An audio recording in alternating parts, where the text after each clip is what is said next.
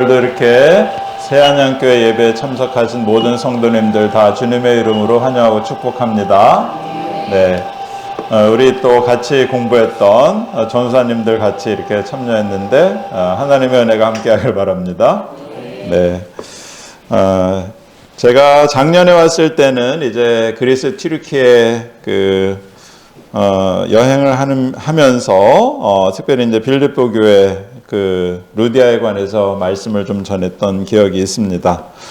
그 당시에 루디아 기념교회를 방문했는데 그때 하나님이 주시는 영감은 이 새안양교회 담임자인 우리 이영주 전사님이 마치 루디아와 같이 용감하게 주님의 일을 하고 있다는 것이었죠.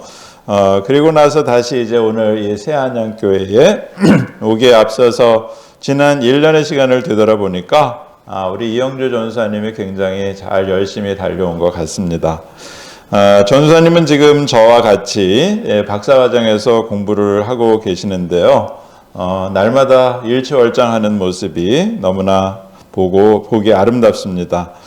저는 지도교수로서 이제 이영주 전사님의 학문적인 발전과 그런 교회 사역에는 있는 데서도 큰 발전을 이룰 거라고 믿고 그래서 이 새안양교회 영적인 지도자로 굳건히 서실 거라고 믿습니다. 그리고 또 이제 하나님이 기회를 주신다면 우리 지금 또 한편으로는 이제 개건 교수로 영성 지도를 하고 있는데 아이들도 굉장히 잘 지도하고 계세요. 그래서 뭐 공부도 열심히 하시죠. 또 아이들도 사랑하시죠. 그래서 또 기회가 된다면 좋은 교수님도 하실 수 있지 않을까라고 하는 그런 생각도 하고 있습니다.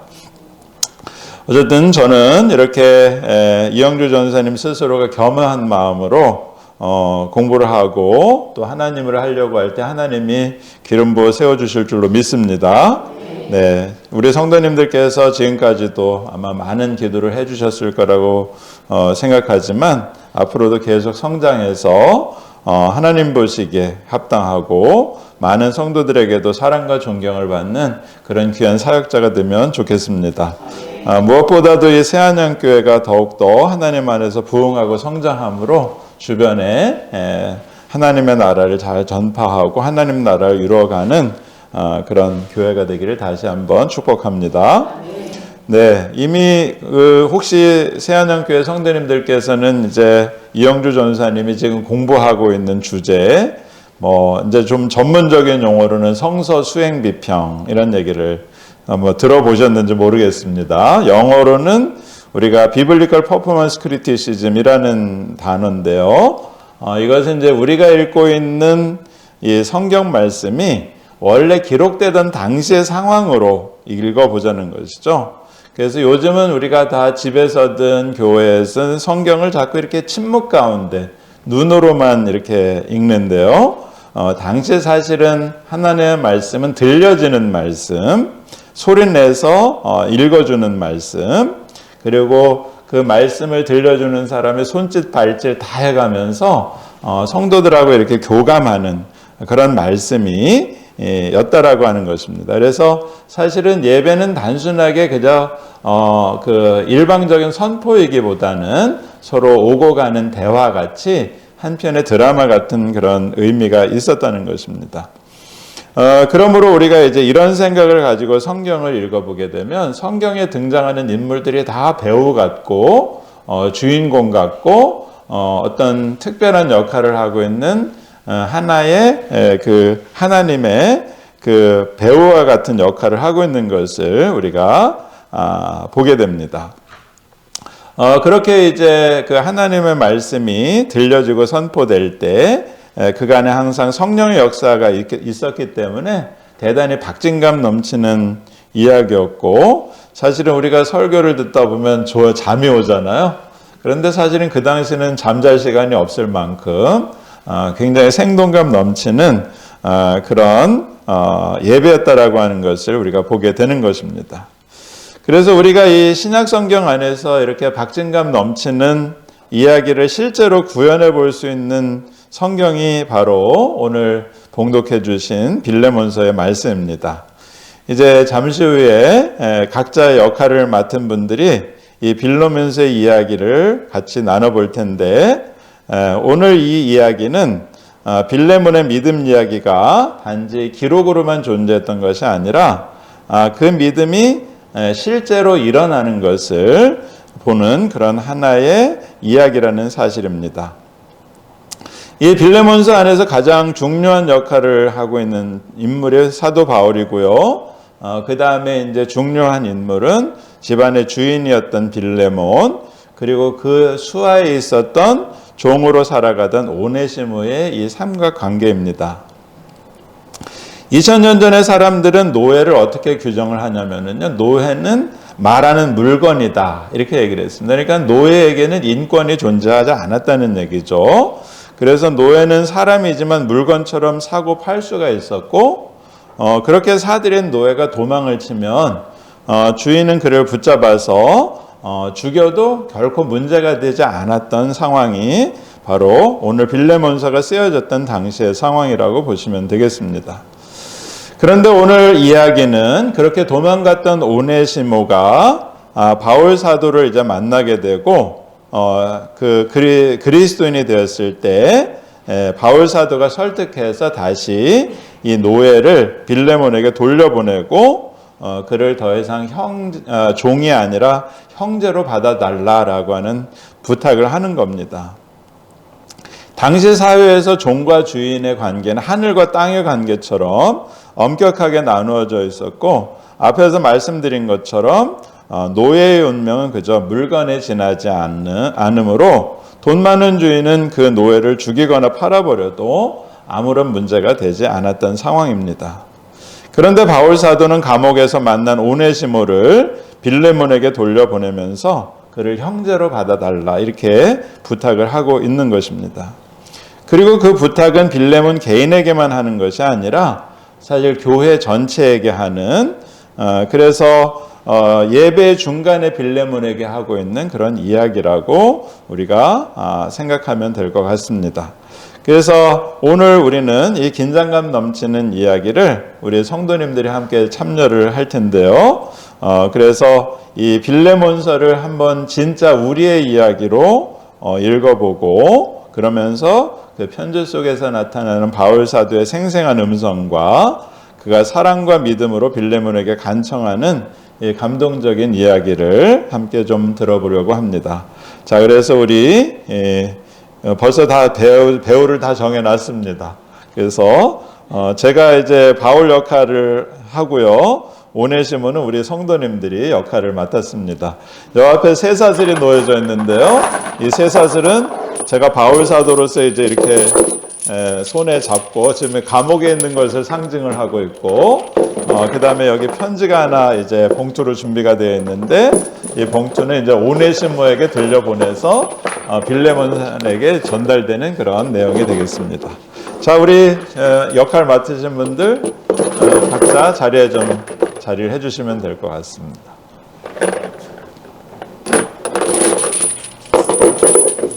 자, 그래서 제일 먼저 오네시모, 그 다음에 저하고 이렇게 이야기를 하겠습니다. 자, 오네시모죠. 오네시모야, 이 편지를 잘 간직하고 이제 너는 내가 떠나온 그곳 골로새로 돌아가라. 선생님, 그곳은 제 과거에 제가 살아있는 곳입니다. 빌레몬 주인님과 아비아 여주인님이 저를 죽이려고 하거나 다시 노예로 삼으시면 어떡합니까? 아, 오네시모, 너는 더 이상 도망자가 아니야. 옥중에서 내가 복음으로 낳은 내 아들이지. 이 편지에는 내 심장이 담겨 있거든. 빌레몬은 내 사랑하는 동역자이니 반드시 주 안에서 너를 환대해 줄 것이야. 가서 화해라는 복음의 열매를 맺고 오길 바란다.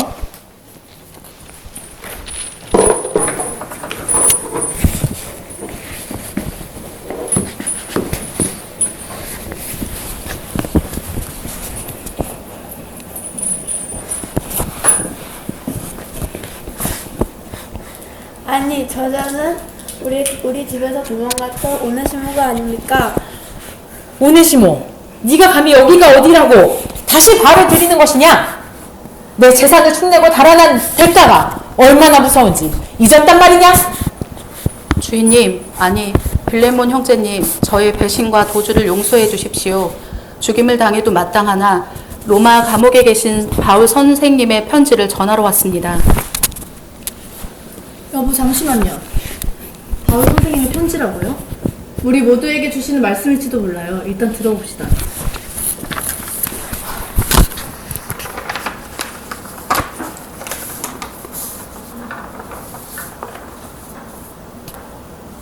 그리스도 예수를 위해 갇힌 몸이 된 나 바울과 우리 형제 디모데는 사랑하는 동역자 빌레몬과 자매 아비아, 우리와 함께 복음에 군사된 아키뽀, 그리고 그대의 집에서 모이는 교회에 이 편지를 띄웁니다. 하나님 우리 아버지와 주 예수 그리스도께서 내려주시는 은혜와 평강이 여러분 모두에게 가득하기를 바랍니다. 빌레몬 형제여, 나는 기도할 때마다 그대를 떠올리며 항상 나의 하나님께 감사를 드립니다. 주 예수님과 모든 성도를 향한 그대의 사랑과 믿음의 소식을 듣고 있기 때문입니다. 그대의 믿음이 우리 가운데 있는 모든 선한 일을 깨닫게 하고 우리를 그리스도께로 더 가까이 인도하기를 간절히 기도합니다. 형제여, 그대의 사랑 덕분에 성도들이 큰 위로를 얻었습니다. 나 역시 그대의 사랑으로 말미암아 큰 기쁨과 힘을 얻었습니다. 사실 나는 그리스도 안에서 그대에게 마땅히 행할 일을 명령할 수도 있습니다. 하지만 나는 강요하기보다 사랑으로 간절히 부탁하고 싶습니다. 나이가 많은 나 바울은 지금 예수 그리스도를 위해 감옥에 갇힌 처지에서 이곳에서 복음으로 낳은 내 아들 오네시모를 위해 그대에게 간구합니다. 그가 전에는 그대에게 아무런 도움이 되지 않는 사람이었을지 모릅니다. 하지만 이제는 그대와 나에게 참으로 유익한 사람이 되었습니다. 내가 나의 심장과도 같은 그를 이제 그대에게 돌려보냅니다. 나는 그를 내 곁에 두고 싶었습니다. 내가 복음을 위해 갇혀있는 동안 오네시모가 그대를 대신해서 나를 돕게 하고 싶었기 때문입니다. 하지만 나는 그대의 동의 없이는 아무것도 하고 싶지 않았습니다. 그대가 베푸는 선한 일이 억지가 아니라 진심 어린 자발적인 기쁨이 되기를 원했기 때문입니다. 오네시모가 잠시 그대를 떠났던 것은 어쩌면 그대를 영원히 얻게 하기 위함이었을지도 모릅니다. 이제부터는 그를 더 이상 종으로 대하지 마십시오. 아니, 종 그 이상의 존재, 곧 사랑받는 형제로 맞아 주십시오. 나에게도 오네시모가 이토록 소중한 형제인데 하물며 주인과 종의 관계를 넘어 주님 안에서 맺어진 그대에게는 오네시모가 얼마나 더 귀하겠습니까? 그러니 그대가 나를 진정한 동역자로 여긴다면 오네시모를 영접하기를 마치 나 바울을 맞이하듯 해 주십시오. 만일 그대가 그대에게 잘못한 일이 있거나 빚진 것이 있다면 그 모든 것을 내 앞으로 계산해 두십시오. 나 바울이 직접 이 글을 씁니다. 그 빚은 내가 갚겠습니다. 물론 그대 자신이 나에게 복음의 생명빚을 지고 있다는 사실을 굳이 말하지 않겠습니다. 형제여, 주님 안에서 나에게 기쁨을 주십시오. 내 마음이 그리스도 안에서 평안을 얻을 수 있게 해 주십시오. 나는 그대가 나의 이 간곡한 부탁에 순종할 것을 확신하며 내가 말한 것보다 훨씬 더 큰 사랑을 베풀어 줄 것을 믿습니다. 마지막으로 나를 위해 머물 곳을 마련해 주십시오. 여러분의 기도로 내가 조만간 여러분 곁으로 갈 수 있게 되기를 희망합니다. 그리스도 예수 안에서 나와 함께 갇힌 에바브라와 나의 동역자 마가, 아리스다고, 데마, 누가가 그대에게 안부를 전합니다. 우리 주 예수 그리스도의 은혜가 여러분의 심령과 항상 함께하기를 축복합니다. 아멘.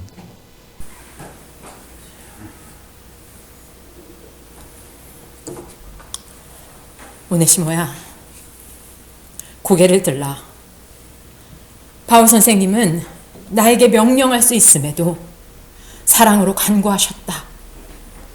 나 또한 주님께 1만 달란트 빚진 자인데 어찌 내가 너의 빚을 기억하겠느냐. 형제님, 아키뽀, 그리고 우리 교회 형제 자매 여러분, 오늘부로 오네시모는 우리 집의 노예가 아니라 그리스도 안에서 함께 예배드리는 우리의 형제입니다. 아유, 뭐 굉장히 훌륭하시네요. 네, 감사합니다. 여러분, 우리는 사실 이렇게 빌레몬의 가정교회에서 진짜 일어났던 일들을 함께 복음의 사건으로 보았습니다. 이 복음은 우리들로 하여금 관계를 재정의해 주죠. 세상은 어떤 사람을 노예라 부르지만 복음은 우리를 형제라고 불러주고 있고요. 그리고 용서는 그냥 어떤 한 사람이 하는 것이 아니라 우리 교회 모두가 함께하는 그런 증인이자 또 용서의 증인이 되고 있는 것입니다. 그리고 사실 오늘 이야기는 오늘 우리가 모두가 또 오네시모와 같은 존재가 아닌가라고 하는 것이죠. 오늘 말씀해 보게 되면 역시 우리는 무익한 죄인이었지만은 이제 예수 그리스도를 믿음으로 우리는 쓸모 있는 자, 유익한 자로 거듭나게 되는 것입니다. 오늘 여러분의 공동체, 이 새안양 공동체에서 오네시모가 과연 누굴까라고 하는 사실입니다.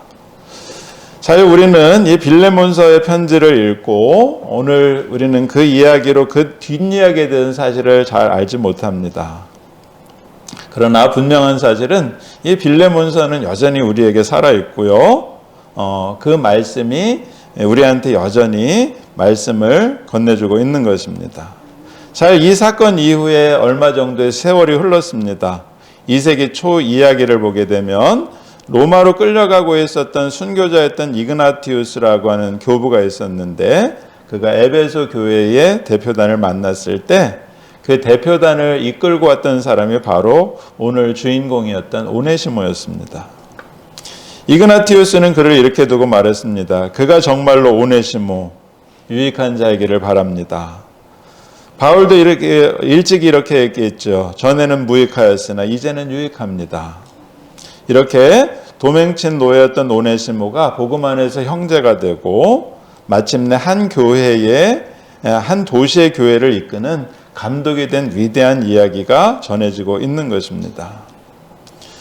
여기서 이제 바울의 편지들을 모아서 저는 전해준 사람도 아마 이 오네시모와 같은 사람, 그 편지를 놓치지 않았던 사람의 이야기가 아닐까 이렇게 생각을 합니다. 이렇게 종과 주인의 관계를 보여주는 이야기가 그저 한낱 성경의 이야기가 아니고 우리 한국교회 안에서도 일어났던 사건이 있는 것을 보게 됩니다. 그것은 바로 1897년 전북 김제 금산교회에서 일어난 이야기죠. 조덕삼이라고 하는 유지가 있었는데 손꼽히는 지주였습니다. 그는 드넓은 과수원과 수많은 소장농, 마방까지 운영하는 부자 중에 부자였습니다. 그의 어느 날 경상남도 남해에서 17살 된 고아 소년이 찾아왔죠. 배가 고파 먼 길을 걸어왔던 그런 아이였습니다. 조덕삼은 그를 마방의 마부로 들여앉혔는데 머슴이 된 것입니다. 그 이름이 바로 이자익이라고 하는 사람이죠. 다시 말해서 오늘 본문에 나오는 것처럼 빌레몬과 저런 종과 주인의 관계가 만들어진 것입니다. 그런데 어느 날 선교사 테이트라고 하는 외국인 선교사가 선교를 하러 와서 그 집에 마방에 말을 맡기고 하룻밤 묵으면서 복음을 전했습니다. 그때 그 집 주인이었던 조덕삼이 먼저 믿었고 그리고 그는 자기 머슴 이자익도 데려와서 함께 교회에 나가게 했습니다. 오네시모가 빌레몬 집에서 바울을 만나 회심했듯이 이자익은 주인 조덕삼 집에서 복음을 만나고 새로운 삶에 살아가게 된 것이죠. 그리고 세월이 흘러 두 사람은 교회에서 이제 장로 후보에 올랐습니다. 교인들의 생각은 하나였습니다. 당연히 조덕삼 주인이 장로가 되겠지 이렇게 생각한 것이죠. 그는 교회에 땅을 내어놓은 사람이었고 재정의 대부분을 감당했던 사람이었고 동네 소장농 대부분도 그분이 주인이었습니다. 나이도 이자익보다 15살이나 많이 있었습니다. 그러나 투표함이 열렸을 때 결과는 전혀 다른 걸로 뒤집혀 있었습니다. 머슴 이자에게 장로로 선출되었기 때문입니다. 교회가 막 술렁거렸습니다. 그리고 싸한 침묵이 흘러갔죠. 그리고 모두의 눈이 조덕삼의 눈을 향했습니다. 이때 조덕삼의 자리에서 일어섰습니다. 우리 금산교회는 참으로 훌륭한 일을 해냈습니다. 저희 집에서 일하는 이자익 장로는 신앙의 열의가 저보다 훨씬 낫습니다. 나는 하나님의 뜻을 겸허히 받아들여 이자익 장로를 잘 받들고 더욱 교회를 잘 섬기겠습니다. 그것은 인사치레가 아니었죠. 그날 이후 이자익이 강단에서 서서 설교할 때면 조덕삼은 교회 바닥에 꿇어 앉아서 설교를 들었습니다. 집에서는 이자익이 조덕삼을 주인으로 섬겼지만 교회에서는 조덕삼이 이자익을 장로로 섬겼던 것입니다. 그리고 조덕삼의 섬김은 여기서 멈추지 않았습니다. 그는 이자익 장로에게 말했습니다. 자네는 하나님이 주신 은사가 특별한 사람이네. 신학을 해야 하네. 내가 학비를 대겠네. 그래서 이자익은 평양신학교로 떠났습니다. 조덕삼은 5년간 학비는 물론 이자익 가족의 생활비 전부를 감당해 주었습니다.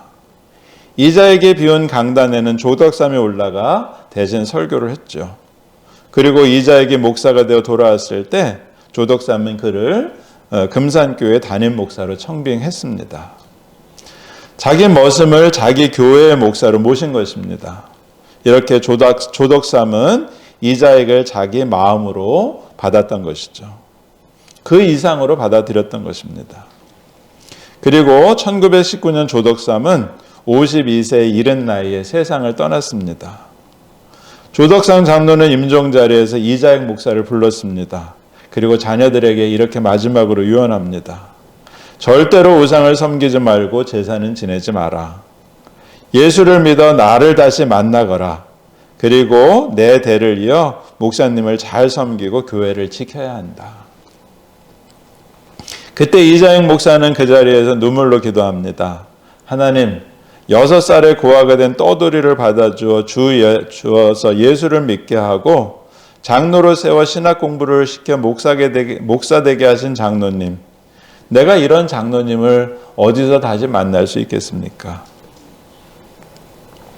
사랑하는 여러분, 오늘의 이야기는 우리들로 하여금 우리의 신앙은 단순히 믿는 것이 아니라 그 신앙을 믿음으로 살아내는 것이라는 것을 분명히 가르쳐 줍니다. 바울 사도는 우리들로 하여금 남을 나보다 낮게 여겨라 이렇게 말씀하셨습니다. 이것은 우리가 신앙생활을 하면서 서로를 존중하라는 말씀입니다. 왜냐하면 우리 모두는 주님 안에서 다 형제요 자매이기 때문입니다. 저는 이렇게 새안양교회가 주님 안에서 한 형제 자매로 서로 사랑하고 존중해주는 그런 사랑하는 공동체가 될 줄로 믿습니다. 그래서 이 새안양교회가 사랑이 많은 교회, 그리고 이 사랑이 소문나는 교회, 많은 사람들에게 이곳에 하나님이 살아 역사하신다고 이렇게 고백하는 교회가 되기를 예수님의 이름으로 간절히 축원합니다. 잠깐 기도하겠습니다. 좋으신 아버지 하나님 감사합니다. 참으로 초대교회 안에 일어났던 감동적인 이야기를 우리 성도님들이 함께 나눴습니다. 참으로 우리는 예수를 믿는다고 하지만 여전히 우리 마음 한구석에는 분노하는 마음, 또 시기하는 마음, 그런 것들이 있어서 누구를 용서하거나 사랑하는 것이 참으로 어려울 때가 많이 있음을 고백합니다. 그러나 주님, 하나님이 우리를 너무나 사랑하시고 그래서 그 아들 독생자까지 우리에게 주셨다는 사실을 우리가 마음으로 믿어서 입으로 고백할 수 있도록 도와주시옵소서. 무엇보다도 이 새안양교회가 그렇게 사랑에 많은 사람들로 모여들게 하시고 그래서 사랑에 넘쳐나고 흘러넘쳐서 주변을 풍요롭게 하고 사랑의 많은 그런 이 주변의 세계로 만들어갈 수 있도록 복내려 주시옵소서. 함께 기도하는 성도들, 우리가 각자의 자리에 있지만 혼자가 아닌 것을 알게 하시고 나를 위해서 우리 전수사님의 기도, 원로 목사님의 기도, 그리고 모든 성도 서로 간의 기도가 있으므로 우리는 기도로 연결되어 있음을 확신하는 가운데 기쁨과 감사로 살아갈 수 있도록 복 내려 주시옵소서. 감사드리오며 사랑이 많으신 예수님의 이름으로 간절히 기도 올리옵나이다. 아멘.